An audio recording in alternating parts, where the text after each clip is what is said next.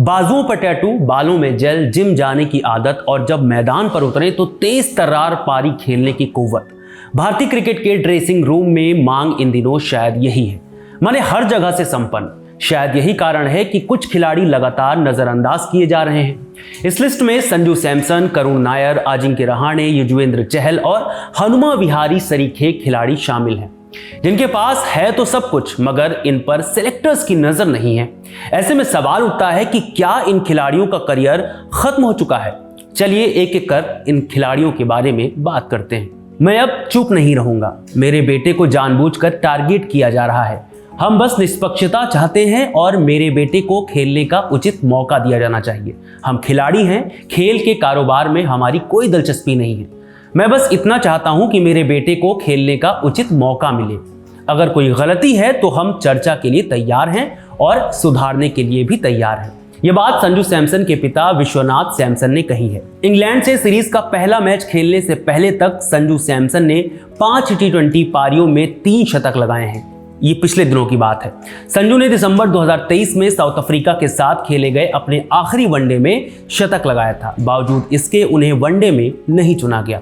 सिर्फ इतना ही नहीं, संजू का पूरा वनडे करियर देखेंगे तो 16 मुकाबलों में उन्होंने 56.66 की औसत से 510 रन बनाए हैं, जो चैंपियंस ट्रॉफी में चुने गए खिलाड़ियों में बहुतों से ज्यादा है। अपने करियर में संजू ने 1 शतक और 3 अर्धशतक भी लगाया है।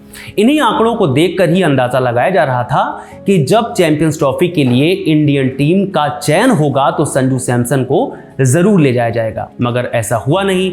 बाद में खबरें आई कि टीम में उनकी चर्चा तक नहीं हुई। संजू सैमसन के ना चुने जाने पर सिर्फ पूर्व क्रिकेटर्स ने ही नहीं बल्कि केरल के तिरुवनंतपुरम से सांसद शशि थरूर ने भी सवाल उठाए थे। उन्होंने लिखा था, एक बल्लेबाज जिसका विजय हजारे ट्रॉफी में बेस्ट स्कोर 212 है, जिसका भारत के लिए वनडे मैचों में औसत 56.66 है, उसका करियर क्रिकेट प्रशासकों के अहंकार के कारण बर्बाद हो रहा है। क्या यह केसीए के मालिकों को परेशान नहीं करता कि संजू को बाहर रखकर उन्होंने सुनिश्चित किया कि केरल विजय हजारे ट्रॉफी के क्वार्टर फाइनल तक भी ना पहुंच पाए? उसे बाहर कर वो कहां तक पहुंच गए? खबरें निकल करके आई कि बीसीसीआई चाहता है कि संजू सैमसन घरेलू क्रिकेट पर ध्यान दें, यानी रणजी और विजय हजारे ट्रॉफी खेले। मगर यहां सवाल ये भी उठते हैं कि चैंपियंस ट्रॉफी में क्या ऐसे बहुत से खिलाड़ी नहीं हैं जो 10 या 15 सालों से कोई घरेलू मैच नहीं खेले हों? तो उनकी जगह कैसे बन गई? खबरें यह भी आई कि कोच गौतम गंभीर उन्हें टीम में रखना चाहते थे, मगर बात नहीं बन पाई। वैसे पहले भी गौतम गंभीर सैमसन की पैरवी कर चुके हैं। जब साल 2022 में उन्होंने एक ट्वीट किया था, गंभीर ने एक ट्वीट के जरिए कहा था कि संजू सैमसन एक मैच विजेता हैं जिन्हें उनके योग्य मौके नहीं दिए गए। यह बात आज और भी प्रासंगिक लगती है। फिलहाल सैमसन को वनडे में खेलने का मौका कब मिलेगा ये तो भविष्य के गर्भ में है। मगर संजू सैमसन अकेले नहीं हैं जिन्हें बेहतरीन परफॉर्मेंस के बाद भी टीम से बाहर रखा गया है। इस लाइन में करुण नायर भी सबसे ऊपर आते हैं। करुण नायर ने 2024-25 में खेली गई विजय हजारे ट्रॉफी के 9 मैचों में 389.50 की औसत से 779 रन बनाए, जिसमें 5 शतक भी शामिल हैं। नायर के लिए खुद सचिन तेंदुलकर ने ट्वीट किया और उन्हें असाधारण बताया, मगर बावजूद इसके उन्हें चैंपियंस ट्रॉफी में नजरअंदाज किया गया। इसके बाद जमकर हंगामा हुआ। पूर्व क्रिकेटरों के अलावा फैंस का मानना है कि इस अविश्वसनीय प्रदर्शन के बाद चैंपियंस ट्रॉफी के लिए करुण नायर का चयन जरूर होना चाहिए था, लेकिन ऐसा नहीं हुआ। बहरहाल अब एक रिपोर्ट में चौंकाने वाली जानकारी सामने आ रही है। क्रिक ब्लॉगर ने बीसीसीआई सूत्रों के हवाले से लिखा है कि अजिंक्य रहाणे और चेतेश्वर पुजारा की वजह से चैंपियंस ट्रॉफी के लिए करुण नायर का चयन नहीं हुआ। है ना अजीब बात? अगर करुण नायर का चयन होता तो फिर अजिंक्य रहाणे और चेतेश्वर पुजारा को गलत मैसेज जाता। लिहाजा बीसीसीआई चयनकर्ताओं ने करुण नायर को नजरअंदाज करना बेहतर समझा। दरअसल पिछले लंबे समय से अजिंक्य रहाणे और चेतेश्वर पुजारा टेस्ट टीम से बाहर चल रहे हैं। रिपोर्ट से पहले भी कई तर्क दिए जा रहे थे। सूत्रों के हवाले से खबरें चल रही थी कि बीसीसीआई ने नायर को इसलिए नहीं चुना क्योंकि उनकी टीम में जगह नहीं बन रही थी। करुण नायर की रिकॉर्ड्स की बात करें तो उन्होंने टीम इंडिया के लिए 2 वनडे मैच खेले हैं, जिसमें उन्होंने 23 की औसत से 46 रन बनाए हैं। 6 टेस्ट भी खेले हैं और बेहतरीन परफॉर्मेंस दी है। 7 इनिंग्स में 62.33 की औसत से 374 रन बनाए हैं। 1 शतक भी लगाया है, वो भी तिहरा, इंग्लैंड के खिलाफ। फिलहाल करुण नायर को वनडे टीम में जगह कब मिलती है यह वक्त बताएगा। इसके बाद बात करेंगे अजिंक्य रहाणे की। रहाणे को उस वक्त बहुत याद किया गया था जब भारतीय टीम ऑस्ट्रेलिया में बॉर्डर गावस्कर ट्रॉफी खेल रही थी। टीम का हाल बुरा था और कहा जा रहा था कि रहाणे की टेस्ट में वापसी होनी चाहिए। इसकी वजह भी है, ऑस्ट्रेलिया में बतौर बल्लेबाज और कप्तान शानदार रिकॉर्ड है उनका। अपनी कप्तानी में रहाणे ने ही भारत को ऑस्ट्रेलिया में 2020-21 में ऐतिहासिक टेस्ट सीरीज में जीत दिलाया था। इसके बावजूद बॉर्डर गावस्कर ट्रॉफी सीरीज 2023-24 के लिए रहाणे को भारतीय टीम में जगह नहीं दी गई थी। रहाणे वेस्टइंडीज के खिलाफ 2023 में खेली गई टेस्ट सीरीज के बाद से टीम से बाहर हैं। ऑस्ट्रेलिया में 12 टेस्ट में 2 शतक और 4 अर्धशतक की मदद से 884 रन बनाने वाले रहाणे ने कुल 85 टेस्ट में 12 शतक और 26 अर्धशतक की मदद से 5077 रन बनाए हैं। उनका टॉप स्कोर 188 है। बात वनडे मुकाबलों की करें तो रहाणे ने 90 मैच खेले हैं जिनमें उन्होंने 2962 रन बनाए हैं। इसके लिए उनकी औसत 35.26 की रही है। वनडे में रहाणे ने 3 शतक भी जमाए हैं। यह कहना गलत नहीं होगा कि आज के दौर में वनडे या T20 में जिस तरह की बल्लेबाजी की जरूरत है वहां रहाणे के आंकड़े फिट नहीं बैठते हैं। यही कारण है कि उन्हें वनडे मुकाबलों में ज्यादा तरजीह नहीं दी जा रही है।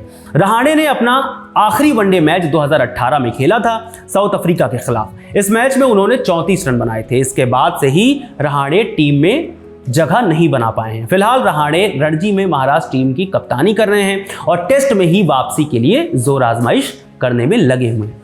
इन्हीं खिलाड़ियों की फहरिस्त में युजवेंद्र चहल भी शामिल है। चहल की जिंदगी में इन दिनों कुछ भी ठीक नहीं चल रहा है, ना व्यक्तिगत और न ही प्रोफेशनल तौर पे। बीच में अफवाहें उड़ी कि धनश्री के साथ उनका तलाक होने वाला है। इन्हीं अफवाहों ने बाजार को इस बात से भी गर्म कर दिया कि चहल टीम से बाहर क्यों है। जब चैंपियंस ट्रॉफी के लिए टीम में उन्हें जगह नहीं मिली तब भी बहुत बवाल हुआ।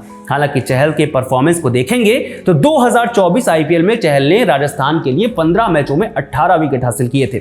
चहल ने भारत के लिए 72 वनडे मैच खेले हैं, 121 विकेट लिए हैं। जबरदस्त 5.26 की इकोनॉमी के साथ उन्होंने 2 बार 5 विकेट भी लिए हैं।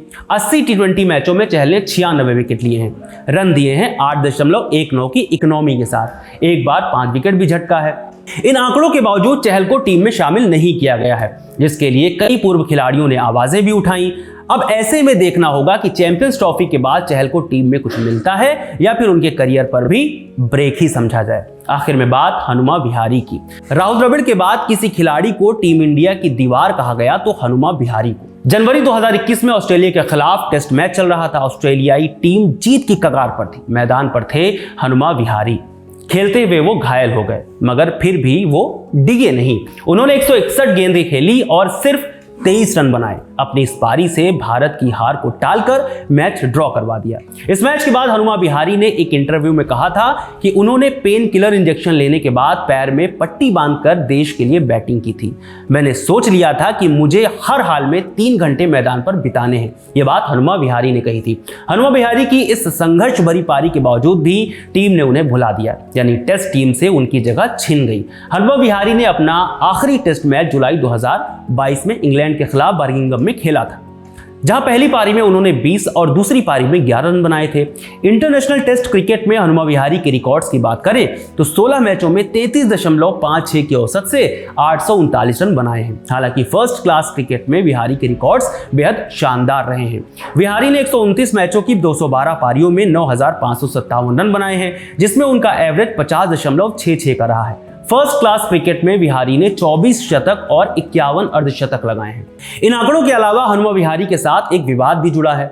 26 फरवरी 2024 को खत्म हुए रणजी के चौथे क्वार्टर फाइनल में मध्य प्रदेश आंध्र प्रदेश को हराकर बाहर कर चुकी थी। मैच जैसे ही खत्म हुआ तो स्टार खिलाड़ी हनुमा विहारी ने एसी यानी आंध्र प्रदेश क्रिकेट एसोसिएशन और एक साथी खिलाड़ी पर आरोप लगा दिए। उन्होंने इंस्टा पर एक पोस्ट में लिखा कि उन्हें कप्तानी छोड़ने के लिए मजबूर किया गया है। इसके पीछे उन्होंने कारण बताया कि जब मैं बंगाल के खिलाफ खेलते वक्त कप्तान था तब 17वें नंबर के खिलाड़ी पर चिल्ला दिया था, क्योंकि उसके पिता नेता थे। उनके दबाव में आकर मुझे कप्तानी से हटा दिया गया। हालांकि विहारी ने किसी भी खिलाड़ी का नाम सार्वजनिक नहीं किया था। हालांकि आंध्र प्रदेश क्रिकेट एसोसिएशन ने इस बात को खारिज किया था। एसी की ओर से कहा गया था कि क्योंकि विहारी को भारतीय क्रिकेट टीम की ओर से चुने जाने का प्रस्ताव था, इसलिए वो पूरे सीजन के लिए उपलब्ध नहीं हो पाते। विहारी ने इस फैसले की सराहना की थी, जिसके बाद रिकी भुई को कप्तान बनाया गया था।